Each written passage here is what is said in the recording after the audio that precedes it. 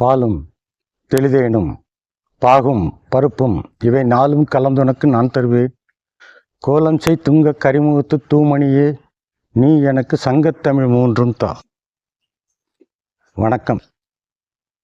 ஆன்மீக பாதையில் உங்களுடன் நான் இளங்கோ.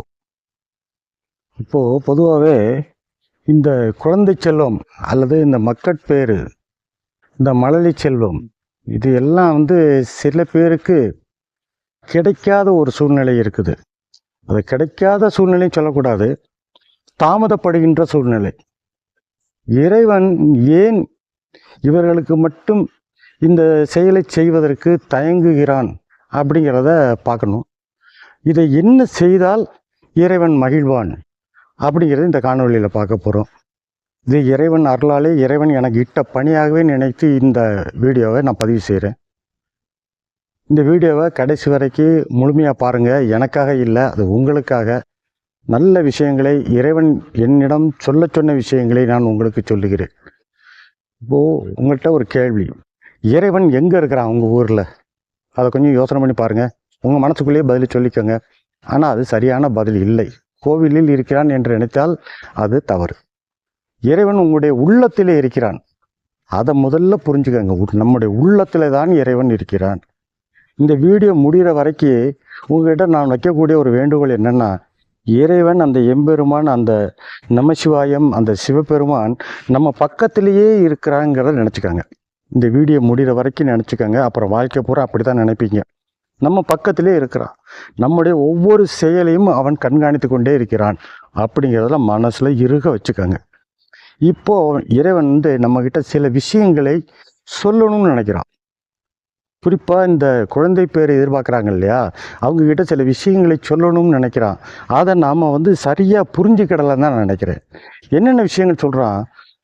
நீங்கள் ஏணியில் முதல் படியில் கால் வச்சு, ரெண்டாவது படியில் கால் வச்சு, மூணாவது படியில் கால் வச்சு, அதுக்கப்புறம் தான் நீங்கள் என்கிட்ட வரணும். அது வரைக்கும் நீங்கள் செய்ய வேண்டிய செயல்கள் நிறைய இருக்குது. அதையெல்லாம் செய்யாமல் என்கிட்ட முறையிட்டால் நான் என்ன செய்வதுன்னு சொல்கிறான். என்ன சொல்கிறா பாருங்க. முதல் படியாக என்ன சொல்கிறா? நமக்கு முன்னோர்கள், நம்முடைய சைவ சமயம், இந்து மதம், நம்முடைய சைவ சமயம் என்ன சொல்லுது? ஒவ்வொரு மனிதனுக்கும் ஒரு பிறவி இருக்குது, பல பிறவிகள் இருக்கின்றன அப்படி சொல்லுது. அப்போது நம்ம போன பிறவியில் செய்த பாவங்கள் அல்லது தீய செயல்கள், அது இந்த பிறவியில் நாம் செஞ்சுக்கிட்டு இருக்கிற அல்லது நமக்கு தெரியாமலே செஞ்ச சில வினைகள், அதை தீய செயல்கள்லாம் சொல்ல மாட்டேன், வினைகள் தான் சொல்லணும். அந்த வினைகள் எல்லாம் என்ன செய்யுது? ஒரு பாவ மூட்டையாக நம்முடைய தலைமையிலே இறைவன் நிறுத்தியிருக்கிறான். நாம் செய்கின்ற புண்ணியங்களும் அங்கே ஒரு மூட்டையாக இருக்குது. இப்போ நமக்கு என்னன்னா ஒரு குறை என்னென்னா, இந்த பாவ மூட்டை பெருசாக இருக்குது, இந்த புண்ணியங்கிற மூட்டை சிறுசாக இருக்குது. இந்த பாவங்கிற மூட்டை குறையணும், இந்த புண்ணியங்கிற அளவு கூடணும். இதைத்தான் இறைவன் சொல்லுகிறான். இதை நீ செஞ்சிட்டா போதும், நான் உனக்கு நீ கேட்டவற்றை கொடுத்து விடுவேனுங்கிறான். இப்போ ரெண்டு விஷயத்தை பார்க்கணும். இந்த பாவத்தை குறைக்கணும், இந்த புண்ணியத்தை கூட்டணும். இந்த புண்ணியத்தை எப்படி கூட்டுவது அப்படி சொன்னால், முதல்ல சொல்கிறக்கூடிய முதல் விஷயமே நம்முடைய ஆன்மீகத்தை சொல்கிறது என்னென்னா, அறம் செய்யும் சொல்லுது. அறம் செய்யினா நீங்கள் பயந்துடக்கூடாது. அறம் என்பது ஒரு வார்த்தை. அது எப்படி செய்யணுங்கிறது எளிய வழிமுறைகள் தான், நம்மளால் செய்யக்கூடிய வழிமுறைகள் தான் நம்முடைய ஆன்மீகம் சொல்லும். எப்பவுமே மனுஷனுக்கு கஷ்டப்படுத்துறது ஆன்மீகமே கிடையாதுங்க. என்ன சொல்கிறாரு பாருங்கள். நான் 1ஆம் கிளாஸ் படிக்கும்போது என்னுடைய பாடத்தில் முதல் பாடம் ஔவையாருடைய ஆத்திசூடி. முதல் வரி அறம் செய்ய விரும்பு, இதுதான் முதல் வரி. இப்போது வள்ளுவர் என்ன சொல்கிறாருன்னா, திருக்குறளை சொல்லும்போது, அழுக்காறு அவா வெகுளி இன்னாச்சொல் நான்கும் இழுக்கா இயன்றது அறம் அப்படிங்கிறாரு. இந்த அழுக்காறு அப்படின்னு சொன்னால் பொறாமை, அவா ஆசை, வெகுளி கோபம், இன்னாச்சொல் தேவையில்லாத அடுத்தவருடைய மனதை புண்படுத்தக்கூடிய சொற்கள். இந்த நாளையும் நீக்கிவிட்டால் நீ அறம் செய்தவனாகி விடுவாயின்னு சொல்கிறார். இதை நமக்கு செய்கிறதுல எவ்வளோ செலவாகும் சொல்லுங்கள்? எல்லாம் உங்களுடைய மனம் சம்பந்தப்பட்ட ஒரு விஷயம். அதை நல்லா புரிஞ்சுக்கோங்க. கோபம் வரக்கூடாது. கெட்ட வார்த்தைகளை, தீய வார்த்தைகளை, அடுத்தவங்களை புண்படுத்தக்கூடிய வார்த்தைகளை பேசாமல் இருக்கிறது, அது எவ்வளோ பெரிய அறம் தெரியுமா? அதுக்கப்புறம் ஆசை. இந்த ஆசையை நம்மளால் ஒழிக்க முடியாதுங்க. நம்மளும் சராசரியாக இருந்து பேசணும்ல. அப்போது இந்த ஆசையில் தேவையில்லாத பொருட்கள் மேலே தேவைக்கு அதிகமாக ஆசை வைப்பது அப்படிங்கிறத குறைச்சிக்கோங்க. அடுத்தவங்களை பார்த்து பொறாமை நம்ம மனசுக்குள்ளே இயல்பாகவே சில சமயங்கள் வந்துடும். உடனே அப்பா இது தப்பு, இது தப்பு, இறைவன் பார்த்துக்கிட்டே இருக்கான், இது தப்பு, நான் செய்ய மாட்டேன், இந்த தவறை நான் செய்ய மாட்டேன் அப்படின்னு சொல்லி இந்த 4 விஷயங்களிலிருந்து நாம் ஒதுங்கிட்டோம்னா மிகப்பெரிய அறத்தை செய்தவர்களாக ஆகிவிடுகிறோம். இந்த அறத்தை ஏன் செய்ய வேண்டும்? புண்ணியம் கிடைக்குதுன்னு சொல்கிறோம். ஏன் செய்யணும்? இதை நமக்கு செஞ்சு காட்டினது யார்? அந்த அம்பாள் எம்பிராட்டி இருக்கிறாங்களே, அந்த அம்பாள் பூலோகத்தில் வந்து காஞ்சியில் அறம் செய்கிறார். எப்படி செய்கிறாங்கன்னா, இறைவன் இடத்துல 2 நாளி நெல் வாங்குறாங்க. 2 நாளினா 2 படி நெல் வாங்கி 32 வகையான அறங்களை பல நாட்களுக்கு செய்கிறார்கள் காஞ்சிபுரத்திலே. பாருங்க, அம்பாளுக்கு இன்னொரு பேர் கூட இருக்கு, அறம் வளர்த்த நாயகி. இந்த அம்பாளே அறத்தை வளர்க்கின்ற பொழுது நம்மால் செய்கின்ற இந்த அறத்தை நாம் செஞ்சுதானே ஆகணும். அதுதான் முதல் படி, ஏணியில் இறைவன் நோக்கி போகக்கூடிய முதல் படி. இந்த அறத்தை செய்வதில் நமக்கு என்ன சிக்கல் இருக்கிறது? சின்ன சின்ன விஷயங்கள். நான் என்ன சொல்கிறேன், முழுசாக நீங்கள் அதைப்படி செஞ்சு தான் ஆகணும், ஒரு நாள் செய்யணும் இல்லை. நீங்கள் ஒரு நாளில் எத்தனை நீங்கள் குறைக்கிறீர்களோ, பாவச்செயல்களை செய்யாமல் இருக்கிறீங்களோ, மனசால் கூட செய்யாமல் இருக்கீங்களோ, அத்தனை உங்களுடைய புண்ணியம் மேலே போய்கிட்டே இருக்கு. புண்ணியத்தினுடைய அளவு கூடிக்கிட்டே இருக்கு. இந்த அறம் இப்போது அம்பாள் செய்த அறத்திலேருந்து 32 வகையான அறம். அந்த 32 வகையான அறத்திலும் முதன்மையான அறமாக சொல்லப்படுவது ஈகை. ஈகைன்னு என்ன? கொடுக்கறது. ஈத்துவக்கும் இன்பம் வள்ளுவர் சொல்வார். அந்த ஈத்துவக்கும் இன்பம்ங்கிறது என்னது? கொடுக்கறதுனால, ஒரு பொருளை மற்றவங்களுக்கு கொடுக்கறதுனால நமக்கு கிடைக்கிற சந்தோஷம். அந்த சந்தோஷம் எப்படிப்பட்டதாக இருக்கும் பாருங்க. என்னென்ன கொடுக்கலாம் அதை முதல்ல பாருங்க. துணிமணி கொடுக்கலாம், ஆடை அணிகலன்கள் கொடுக்கலாம், வளையல் மாதிரி கொடுக்கலாம், இந்த ப்ளவுஸ் பிட்டு இந்த மாதிரி விஷயங்கள்லாம் வச்சு கொடுக்குறாங்க, அது கொடுக்கலாம், அன்னம் கொடுக்கலாம். இப்போது இத்தனையும் கொடுக்கலாம். இந்த ஈகையிலே சிறந்த தானம் அப்படின்னு பார்த்தீங்கன்னா அன்னதானம். அன்னதானம் சொன்னோன்னே நிறைய பேர் என்ன நினைக்கிறோம், ஒரு 100 பேர் உட்கார வச்சு சாப்பாடு போடணும், அன்னதானம் செய்யணும் அப்படிங்கிறதுக்காக இல்லை.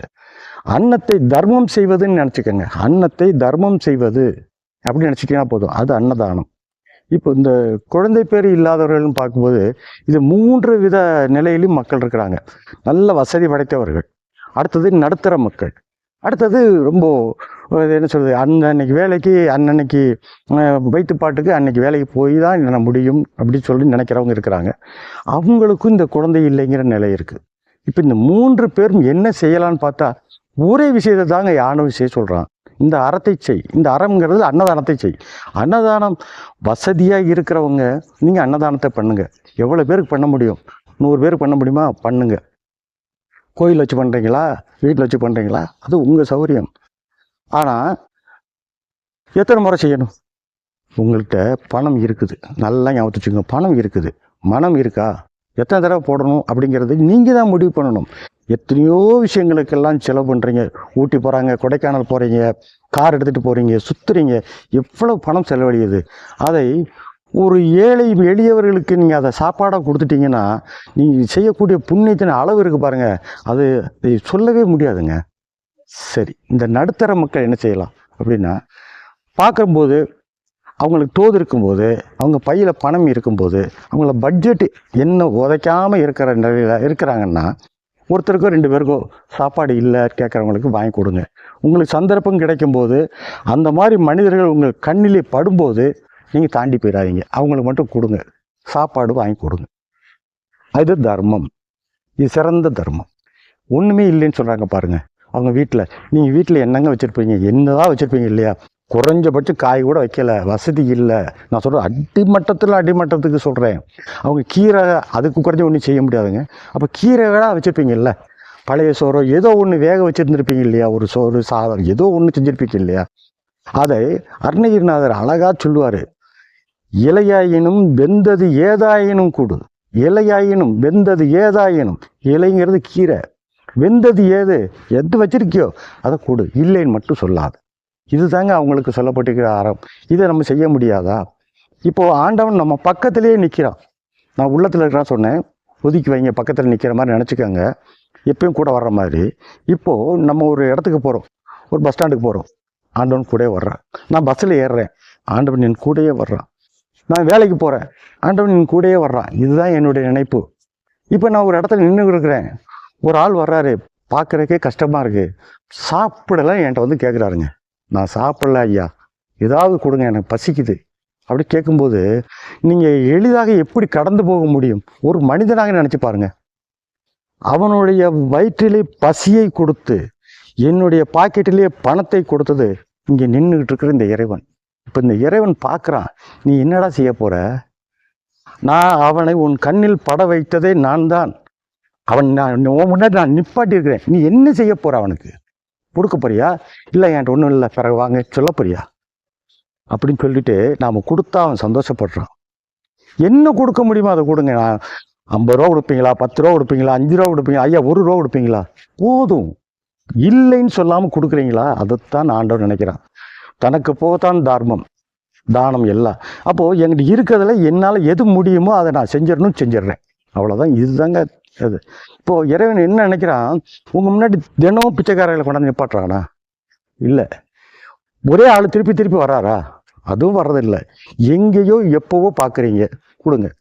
கோயிலுக்கு போகிறீங்க, வாசலில் உட்காந்துருக்குறாங்க, உடல் உறுப்புகளே இல்லாமல் சில பேர் இருக்கிறாங்க பார்த்தீங்களா? அவங்களாம் என்ன வேலை செஞ்சு சாப்பிட முடியும்? அவங்களுக்கு கொடுங்க. இப்போது நீங்கள் சொல்லலாம், அவனுக்கு நான் கொடுக்குறேன், அவன் ஏமாத்துறாங்க, என்ன அவன் ஏமாத்துக்காரன் அப்படின்றீங்க. அல்லது கொடுத்த பிறகு தெரியுது, மனசு வருத்தப்படாதீங்க. நீங்கள் நல்ல விஷயத்துக்காக நல்ல எண்ணத்தில் தான் செஞ்சுருக்கீங்க. அவன் ஏமாத்தினான்னு அதனுடைய பாவத்தை அவன் அனுபவிச்சுட்டு போகிறான். ஆனால் ஆண்டவன் நமக்கு புண்ணியத்தை உயர்த்துவதற்காக கொடுக்கப்பட்ட ஒரு சந்தர்ப்பம் நினச்சிட்டு கொடுங்க. நீங்கள் கொடுக்கும்போதோ அல்லது அன்னதானம் செய்யும்போதோ நீங்கள் நினைக்க வேண்டிய ஒரு விஷயம் என்னென்னா, இறைவன் இந்த பணியை எனக்கு கொடுத்துருக்கிறான், நான் செஞ்சுட்டேன். இறைவா நீ சொன்ன, நான் செஞ்சுட்டேன், இவ்வளோதாங்க. இதில் எனக்கு புண்ணியம் கிடைக்கும் பாவம் கிடைக்கும்லாம் நான் நினைக்கவே மாட்டேன். எனக்கு எதுவும் நினைப்பே வேண்டாம், கணக்கெல்லாம் பார்த்துக்குவோம். நீ சொன்ன செஞ்சுட்டேன், இவ்வளோதான் நம்முடைய ஆன்மீகம். சிம்பிளாக முடிச்சுருவோம். இப்போது அன்னதானத்துக்கு இந்த பணம் கொடுக்குறாங்க பாருங்கள், கொஞ்சம் வசதியாக இருக்கவங்க. என்ன அவங்க பெரும்பாலும் நான் சொல்கிறத பார்த்துருக்குறேன். அவங்க என்ன சொல்கிறாங்க அப்படின்னா, ஒரு கோயிலேருந்து போய் டொனேஷன் கேட்குறாங்க அன்னதானத்துக்குன்னு. இவங்க மகிழ்வா, அன்னதானம் தானேங்க நான் கொடுக்குறேன், எனக்கு ரொம்ப பிடிக்கும் அப்படின்னு சொல்லி அவங்க ஒரு 10,000 ரூபா எடுத்து கொடுக்குறாங்க. இல்லைன்னா ஒரு 10,000 ரூபாய்க்கு செக் எழுதி கொடுத்துட்றாங்க. நல்ல விஷயம். அவங்கக்கிட்ட பொருள் இருக்குது, கொடுத்துட்றாங்க. ஆனால் அதுக்கப்புறம் என்ன செய்யணும்? அந்த அன்னதானத்தை அன்னைக்கு அவங்க அங்கே போகணும். அந்த அன்னதானத்திலே அவங்க மனப்பூர்வமாக தங்களை ஈடுபடுத்தி கொள்ளணும்.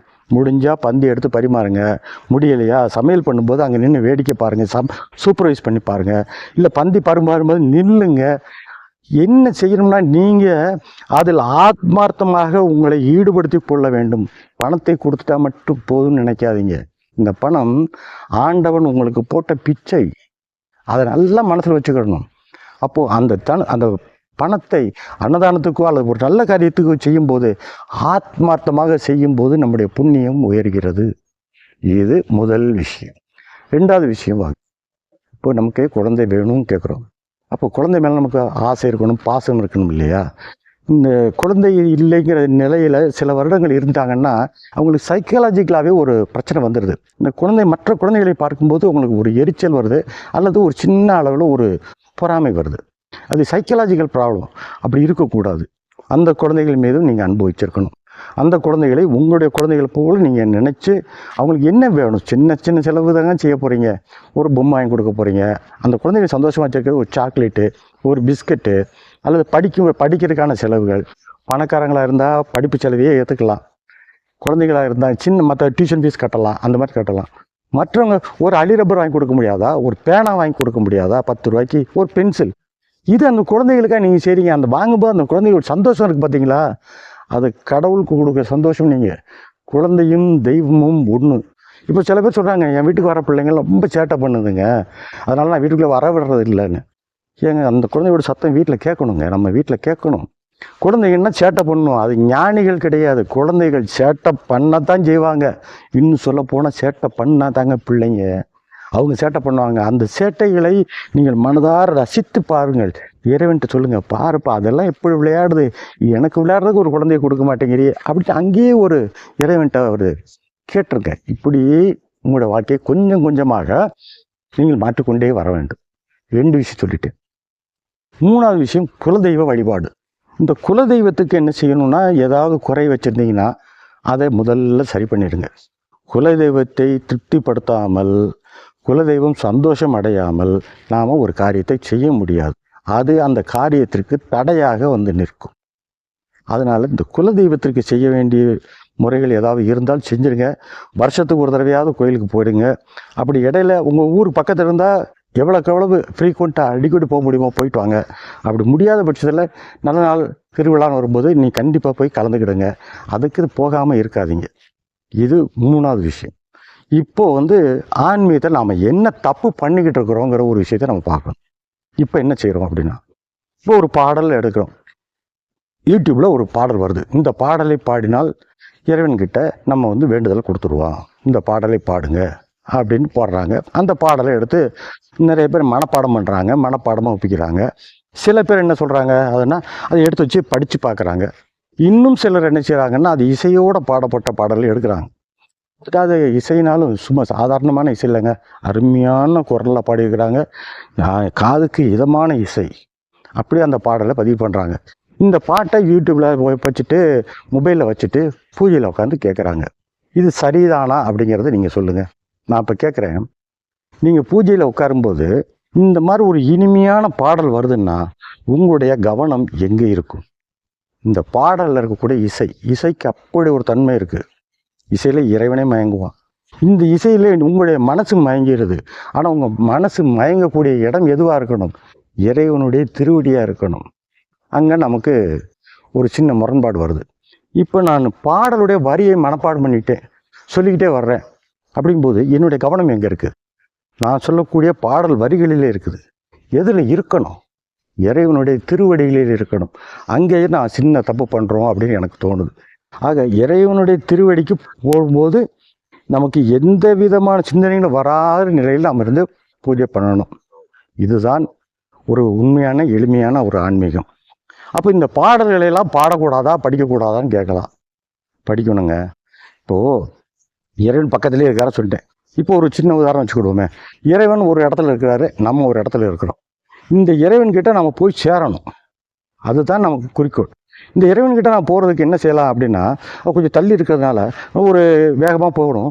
ஒரு காரோ பஸ்ஸோ ட்ரெயினோ ஏதோ ஒன்று பிடிச்சா அங்கே சீக்கிரம் போயிடலாம். இந்த இறைவன்கிட்ட இருக்கிற இடத்துக்கு போயிடலாம். நடந்து போகலாமா? நடந்து போங்க, லேட் ஆகும், தாமதமாகும். இறைவன் இருக்க இடத்த சேர்றதுக்கு தாமதமாகும். அப்போ நம்ம வேகமாக அங்கே கொண்டு போய் சேர்க்கறதுக்கு நமக்கு ஒரு ஊடகம் வேண்டும் இல்லையா? அந்த ஊடகம் தான் இந்த பதிகங்கள். இந்த பதிகத்தினுடைய துணையை கொண்டு நாம் எளிதாக கடந்து போய் இறைவனுடைய திருவடிகளை அடைய போகிறோம். இதுதான் இன்னொரு விஷயம். இந்த பதிகங்கள் பாடினவங்க எல்லாருமே பெரிய பெரிய ஞானியர்கள் பாடின பாட்டு. ஞானசம்பந்த பெருமானாக இருக்கட்டும், அப்பர் சுவாமிகளாக இருக்கட்டும், மாணிக்கவாசகராக இருக்கட்டும், அருணகிரிநாத சுவாமி பெருமானாக இருக்கட்டும், யாராக இருக்கட்டும், இவங்கெல்லாம் அருளாளர்கள். இறைவனுடைய அந்த திரு பாதங்களை தவிர வேற எதையும் கனவுல கூட நினைக்காதவர்கள். அவர்கள் கேட்டதெல்லாம் இறைவனுடைய அந்த சிவபாதத்தை அடையணும் தான் அவங்க கேட்டாங்க. நாம் அவங்க பாடலை வச்சுக்கிட்டு நாம் இறைவன்கிட்ட கேட்க போகிறது ஒரு சிற்றின்பம், எனக்கு ஒரு குழந்தை. இது தாங்க நம்ம கேட்க போகிறோம். இந்த பாடலை துணையாக வச்சுக்கிட்டு மனசை ஒருமுகப்படுத்த முடியும். இந்த பாடலை சொல்லும்போது ஒருமுகப்படுத்த முடியும். ஆனால் கவனம் அதில் இருக்கக்கூடாது, இறைவனுடைய திருவடிகளில் இருக்கணும். இதை நீங்கள் எப்படி செய்வீங்கிறத உங்களுடைய விருப்பத்துக்கு விட்டுறேன். இறைவனுடைய திருவடிகளிலே உங்களுடைய கவனத்தை வைங்க. அதுக்கு அடுத்த விஷயம், இப்போ நம்ம கேட்கக்கூடிய இந்த பாடல் திருவெண்காட்டு பதிகம். திருவெண்காடு உங்களுக்கு தெரியும், அங்கே ஞானசம்பந்த பெருமான் பாடுறாரு. 2ஆம் திருமுறையில் வரக்கூடிய இந்த பாடல். இந்த பாடலில் திருவெண்காட்டில் பாடுறாருங்கும்போது அந்த திருவெண்காடு எங்கே இருக்குது அப்படி சொன்னால், சீர்காழியிலேருந்து ஒரு 10 அல்லது 15 கிலோமீட்டர் தள்ளி இந்த ஊர் இருக்குது. இது நவக்கிரக ஸ்தலம், புதன் ஸ்தலம். அப்போது நவக்கிரக கோயில்களுக்கு போகிறவங்களுக்கெல்லாம் இந்த கோயிலை பற்றி தெரியும். இந்த புதன் ஸ்தலத்தில் எழுந்தருளி இருக்கக்கூடிய ஈஸ்வரன் சவேதாரண்யேஸ்வரர். சவேதாரண்யேஸ்வரன்ற அவருடைய பேர். பிரம்ம வித்யாம்பாள்ங்கிறது அம்பிகை பேர். இவங்க 2 பேரும் அங்கே எழுந்தருளி இருக்கிறார்கள். இவர்கள் இருக்கிற இடத்துல அந்த ஞானசம்பந்த பெருமான் அந்த பாட்டை பாடுறாரு. 2 பதிகங்களை இதில் நம்ம பார்க்க வேண்டியிருக்கு. நான் பாட்டை சொல்கிறேன், இந்த பாடல்களே டிஸ்கிரிப்ஷன்லேயும் போட்டுறேன். வேணுங்கிறவங்க நீங்கள் அங்கே போய் பாருங்கள். பார்த்துக்கிட்டு அதை எழுதி வைக்கணுமோ மனப்பாடம் பண்ணணுமோ என்ன வேணால் செஞ்சுக்காங்க. ஆனால் நான் சொல்ல விரும்புகிற ஆன்மீகம்ங்கிறது நீங்கள் மனப்பாடம் பண்ணணுங்கிறதெல்லாம் அவசியம் இல்லைங்க. மனப்பாடம் பண்ணணுமா? இந்த பாட்டை ராகத்தோடு பாடணுமா? ராகத்தோடு பாட உங்களாலே முடியாது, என்னாலே முடியாது. ஒரு 1000ல் ஒருத்தர் தான் அந்த மாதிரி பாட முடியும். இது உங்களுக்கு தெரியும். உங்களுக்கே தெரியும் போது இறைவனுக்கு தெரியாதா? நம்ம படைச்சவனுக்கு இவனுக்கு ராகம் போட்டு பாடக்கூடிய வலிமையை நம்ம கொடுக்கல, இவனுக்கு இது மனப்பாடம் பண்ணக்கூடிய வலிமையை கொடுக்கல, இவனுக்கு அத்தனை அறிவை நாம் கொடுக்கலன்னு அவனுக்கே தெரியுமே. ஆனால் அதுக்காக வேண்டி நம்ம இறைவனை கும்பிடாமல் இருக்க முடியுமா? என்னால் முடிஞ்ச வரைக்கும் நான் கும்பிட்டுக்கிட்டு தான் இருப்பேன். இறைவா, நீ எனக்கு நான் ஒரு வரத்தை கேட்குறேன் பார்த்தியா, அந்த வரத்தை நீ கொடுக்குற வரைக்கும் உன் காலை பிடிச்சி அழுகை கேட்டுக்கிட்டே தான் இருப்பேன்னு தான் நம்ம சொல்லணும்.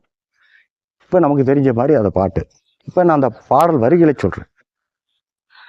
கண்காட்டும் நுதலானும் கனல் காட்டும் கையானும் பிறை காட்டும் சடையானும் பெண் காட்டும் உருவானும் பிறை காட்டும் சடையானும் அப்படின்னு அந்த பாடல் வரிக போகுது. பண்காட்டும் இசையானும் பயிர் காட்டும் புயலானும் வெண்காட்டும் உடைவானும் வெண்காட்டு உடையானும் விடை காட்டும் கொடியானே அப்படிங்கிறது அந்த பாடல் வருது, பதிகம் வருது. இதை உங்களுக்கு சொல்கிறதுக்காக நான் மனப்பாடம் பண்ணினேன். நீங்கள் மனப்பாடம் பண்ணணுங்கிற அவசியம் இல்லை. இந்த பதிகத்தை சொல்லி நான் இறைவனை வணங்குவதும் கிடையாது. நான் வணங்குற நிலைங்கிறது வேற. அது என்னங்கிறத உங்களுக்கு சொல்லிடுறேன். இந்த பாடல் அவர் என்ன சொல்கிறார் பாருங்க. இறைவனுடைய திருவுருவத்தை வர்ணிக்கிறார், அவ்வளோதான். இதை நீங்கள் மனசில் வச்சுக்கோங்க. இது உங்களால் செய்ய முடியாதா? யாராக இருந்தாலும் செய்யலாம்.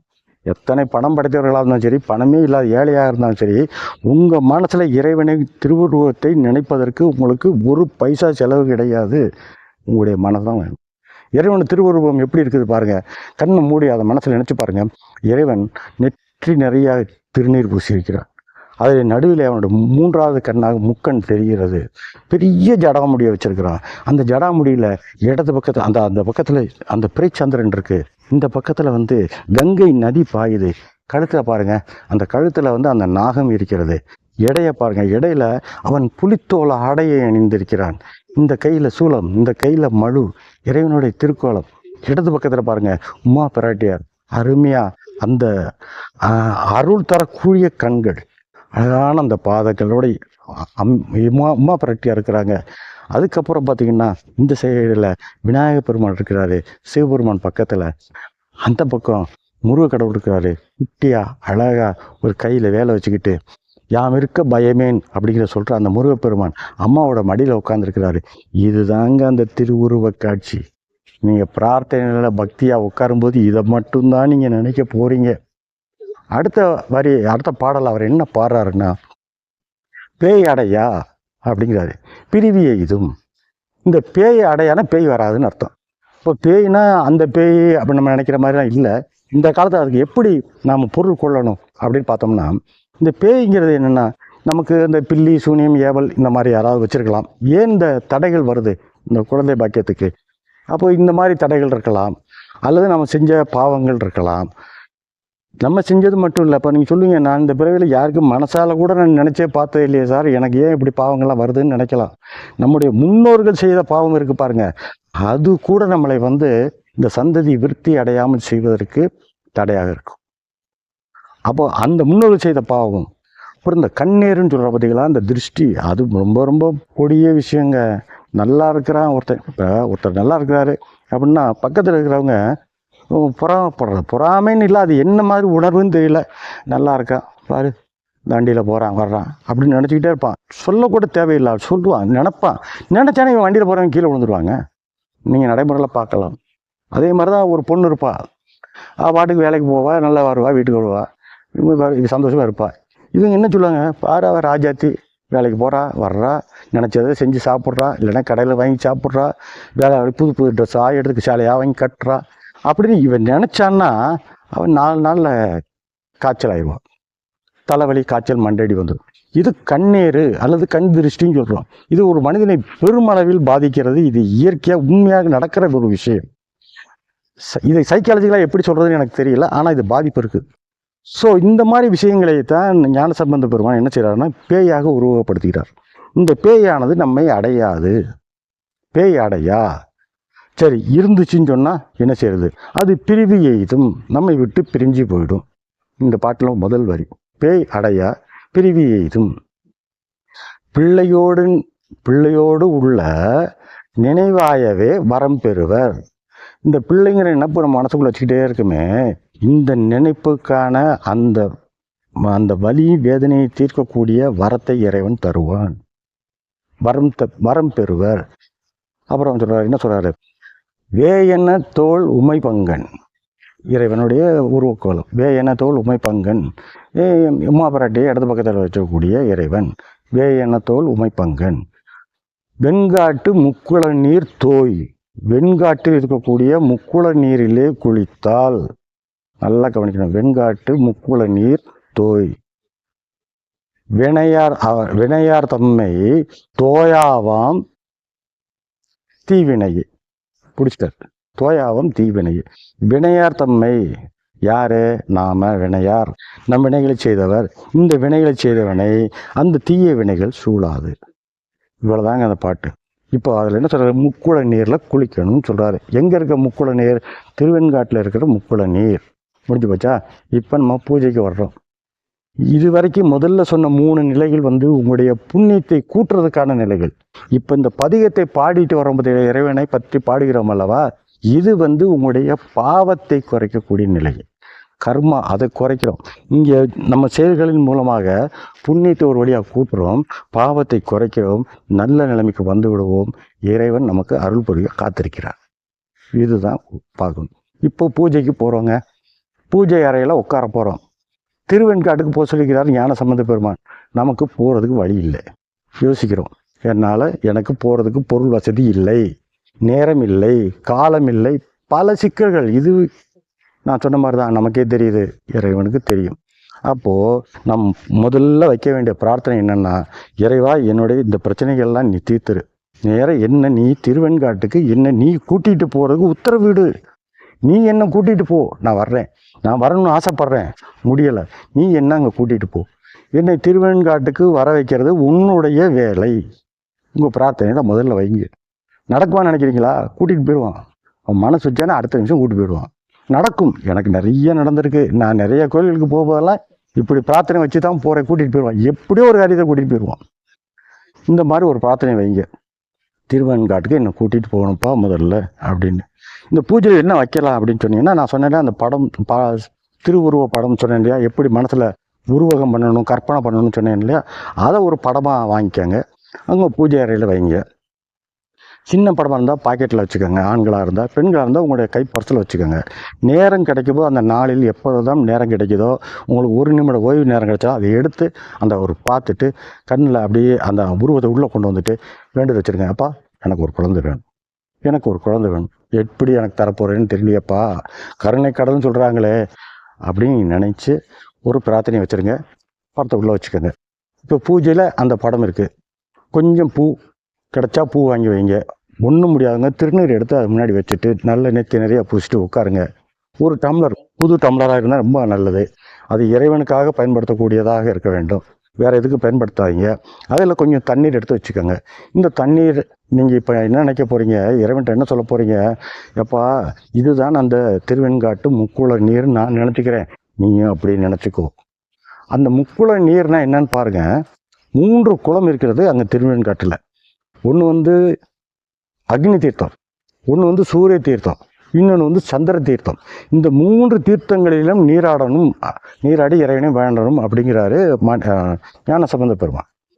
இப்போது இந்த கோயிலில் என்ன இருக்குன்னு பாருங்க. இந்த 3 குளங்களும் என்ன, இப்போ எனக்கு பெரும்பாலான திருக்கோயில்களிலே அந்த திருக்குளங்களை எல்லாம் சுற்றி கம்பி வேலி போட்டு அடைச்சிட்டாங்க. அங்கேயும் அப்படி தான் அடைச்சிருப்பாங்கன்னு நினைக்கிறேன். நான் சில வருஷங்களுக்கு முன்னால் போனேன், எனக்கு அது ஞாபகம் இல்லை. அடைச்சி தான் இருப்பாங்க. அப்போ எப்படி நீங்கள் உள்ளே இறங்கி எடுக்க முடியும், குளிக்க முடியும்? நீரே எடுக்க முடியாது. அப்போ என்ன செய்யலாம், இந்த தண்ணீரை, இந்த டம்ளர் வச்சுருக்கீங்க இல்லையா, இந்த தண்ணீரை உங்களுடைய மனசாலே ஆவாகம் செய்யுங்கள். இதுதான் அந்த முக்குள நீர்னு ஏற்றுக்கப்பா, நான் என்னுடைய அன்பினாலே உங்களுக்கு கொடுக்குறேன். இதுதான் அந்த முக்குள நீர், அந்த மனசார ஏற்றுக்கோ. நான் இதை எனக்கு தலை லேசாக தெளிச்சுக்கிட்டு நான் அதை ஸ்நானம் பண்ணின்ற மாதிரி, நான் குளித்தது மாதிரி நான் நினச்சிக்கிறேன். நீயும் என்னுடைய வேண்டுகோளை ஏற்றுக்கப்பா. கண்ணை மூடுங்க, இறைவனுடைய திருவுருவத்தை உள்ளவனாக நிப்பாட்டுங்க. உங்களுடைய குறைகளை சொல்லி அழுங்க. நீங்கள் அழணும், கண்ணில் தண்ணீர் வரணும், அந்த நிலைக்கு நீங்கள் போகணும். ஏன் அழணும் அப்படின்னு சொன்னால், ஞானசம்பந்த பெருமான் இன்னொரு இடத்துல சொல்லுவார், காதலாகி கசிந்து கண்ணீர் மல்கி. இறைவன் மேலே காதல் அன்பு வச்சிருக்கிறோம், கசிந்து உள்ளம் கசியும் போது அழுகை வரும். இறைவன் சொல்லும்போது எனக்கு அந்த குறை இருக்குது, எனக்கு குழந்தை இல்லையாப்பா அப்படி சொல்லும்போது அந்த உள்ளமானது கசியும், நஞ்சு போகும், வேதனையில் அப்படியே கசிஞ்சு போகும்போது அழுகை கண்ணீராக வரும். இது எனக்கு நிறைய தடவை நடந்திருக்கு. இப்போ உங்கள்கிட்ட பேசுகிறேனே, இந்த சில விஷயங்களை நான் மனசில் பேசி பார்த்தேன். இப்போவே எனக்கு கண்ணில் நிறைய தண்ணீராக ஓடிச்சு. அப்போ நினச்சிக்கிட்டேன், நான் பேசும்போது என் கண்ணில் தண்ணீர்லாம் வரக்கூடாதுப்பா, நீ தான் பார்த்துக்கணும்னு நினச்சி வேண்டுதல் பண்ணிட்டு தான் வந்திருக்கிறேன். நிறைய தடவை நான் பேசுறதுக்கு முன்னாடி சின்னதாக ஒரு ரிஹர்சல் பார்ப்பேன். கண்ணில் தண்ணி கொட்டுங்க எனக்கு. ஏன்னா எனக்கு அப்படி ஒரு அன்பு இருக்குது. அதே மாதிரி என்னால் செலுத்த முடியும்னா உங்களால் செலுத்த முடியாதா? அது ஒரு கேட்டு பார்த்துக்கோங்க. அடுத்தது இறைவன்ட்டு அப்படி வேண்டுறோம், அழுகிறோம். மாணிக்கவாசக பெருமான் சொல்லுவார், அதை என்ன சொல்லுவாருன்னா, நான் வந்து பொய், என் உடம்பு பொய், என் மனசு பொய், நான் முழுக்க முழுக்க பொய்யா இருக்கேன், உன் மேலே பக்தி வச்சுருக்கேனே அதுவும் பொய்ப்பா, அது எனக்கு தெரியும். யார் சொல்கிறா? மாணிக்கவாசக சுவாமி சொல்கிறாரு, யானே பொய், என் நெஞ்சும் பொய், என் அன்பும் பொய், ஆனால் வினையேன் அழுதால் உன்னை பெறலாமே. நான் அழுதுட்டா நீ வந்து ஓடி வருவ, எனக்கு தெரியும். அவர் சொல்கிறாரு. ஏன்? இறைவன் நமக்கு தாயை போல. இப்போது ஒரு குழந்தை இருக்குது, அழுதுங்க. அந்த தாய் என்ன செய்வா? அழுதுனோடனே பாப்பா சரி இந்த குழந்தை அழுகுது, ஏதோ பசிக்க அழுது போல அப்படின்னு சொல்லிட்டு அதுக்கு தேவையானதை கொடுப்பான். கொஞ்சம் நேரத்தில் இன்னும் அழுக பெருசாகுது. அப்பா என்னன்னாப்பா, இது வயிற்று வலியாக இருக்கோ, எறும்பு கடிச்சிருச்சோன்னு எடுத்து தூக்கி பார்த்து தட்டி பார்த்து வைப்பா. அந்த குழந்தைய திருப்பி படுக்க வைப்பா. திருப்பி வீல அழுகுது. இப்போ என்ன செய்வா? அந்த தாய்க்கு ஒரு மனசுக்குள்ளே ஒரு பதட்டம் வந்துடும். எதுக்காக இந்த குழந்தை அழுகுது, இப்படி அழுகுதுன்ட்டு ஒரு பதட்டம் வந்துடும். அந்த நிலையில தான் இறைவன். நீங்கள் அழும்போது அவன் பார்ப்பான், எதுக்கு இவன் அழுகிறான், இல்லை இந்த பொண்ணு எதுக்கு அழுகுது. அப்போ நீங்கள் திருப்பி தினம் அந்த பூஜையில் உட்காந்து உங்கள் கண்ணில் தண்ணீரோட உங்கள் வேண்டுகோளை வைக்கும்போது ஆனை பார்ப்பான், என்னடா இவனும் நான் படைச்ச படைப்பு தானே, இவன் என்னடா நினச்சிக்கிட்டே, நான் அவன் பக்கத்தில் நிற்கிறேன்னு நினச்சிக்கிட்டே இருக்கிறானே, இவன் ஏன் இவ்வளோ அழுகிறான், இந்த பொண்ணு ஏன் இவ்வளோ அழுகுது, இது என்ன இவங்களுக்கு குறை அப்படின்னு சொல்லி நம்மளை தட்டி கொடுத்து நம்மளோட குறையை பார்ப்பான். இதுதானா, இந்த விஷயத்துக்கு தானா, சரி நான் கொடுக்குறேன். நான் கொடுக்காம இருக்க முடியாது. ஏன்னா அவனுடைய குழந்தைகள் நம்முடைய தாயும் தகப்பனுமாக எல்லாமாக நிறைந்திருப்போம் இறைவன். நம்ம இந்த குழந்தை அழும்போது அவனால் எப்படிங்க வராமல் இருக்க முடியும்? நான் கேட்குறத எப்படி கொடுக்காமல் இருக்க முடியும்? அப்படி கொடுக்காமல் இருந்தாலும் அவன் இறைவனா? இல்லை. என்னுடைய வாழ்க்கையில் நான் பார்த்த விஷயங்களை வச்சு சொல்கிறேன். நான் அழுது கேட்கும்போதெல்லாம் கொடுத்துக்கிட்டே தாங்க இருக்கிறேன். நான் முருகப்பெருமானிடத்தை கேட்பேன், சிவபெருமானிடத்திலும் கேட்டிருக்கிறேன், விநாயகர் இடத்திலும் வேண்டுதல் வச்சுருக்கிறேன். எல்லாமே நடத்தி கொடுத்துருக்குறாங்க. ஏன்னா நான் கேட்குற முறை, அந்த முறையை தான் உங்களுக்கு சொல்லியிருக்கிறேன். அடுத்தது இப்போ ஒரு தாயை போல் அவன் ஓடி வந்து சொல்கிறான்னு சொல்லிட்டோம். அடுத்த விஷயம் பாருங்கள். இப்போ நான் தண்ணீரில் ஆவாகம் பண்ணியிருக்கோன்னு சொன்னோம். ஏன் நாமளே பண்ணால் அது சரியாக வருமா? ஏங்க வராது? ஏன் வராது? பூசலார் நாயனாருக்காவது தெரியும் உங்களுக்கு. அவர் என்ன செஞ்சார்? கோயிலை மனசுலேயே கட்டினார். கோயில் கட்டணும்னு ஆசைப்பட்டார், பொருள் கேட்டு பார்த்தாரு, கிடைக்கல. என்ன செஞ்சார்? உட்காந்துட்டாரு, வீட்டிலேயே உட்காந்துட்டு கண்ணை மூடிக்கிடுவார், உள்ளேயே கல் எடுத்து அடுக்குவார். பெரிய கோபுரத்தை பல வருஷங்களாக கட்டினார். அதுக்கு ஒரு கற்பகிரகம் வச்சார், அதுக்கு ஒரு திருக்குளம் வெட்டினார், சுற்றி அந்த எல்லா விஷயங்களும் செஞ்சார். ஒரு நல்ல நாளாக பார்த்தாரு, கும்பாபிஷேகம் வைக்கணும்ட்டார். மனசுக்குள்ளே இருக்கு கோயில். இறைவன் அந்த கும்பாபிஷேகத்துக்கு வர்றாங்க. அவருடைய கதையை படிச்சிங்கன்னா தெரியும், வரலாற்றை படிச்சிங்கன்னா உள்ளே வந்து இறைவன் அவருக்கு அருள் புரிகிறான். அந்த கற்பகிரகத்தில் உட்காந்துட்டான். அப்போ மனசில் செய்யக்கூடிய பக்திங்கிறது எவ்வளோ வலிமையான பக்தின்னு பார்த்தீங்களா? இந்த புறத்தில் செய்யக்கூடிய பக்தியை விட இந்த மனசில் செய்யக்கூடிய பக்தி அதிகம். நான் 2 விஷயத்தை வலியுறுத்தி சொல்லுவேன்.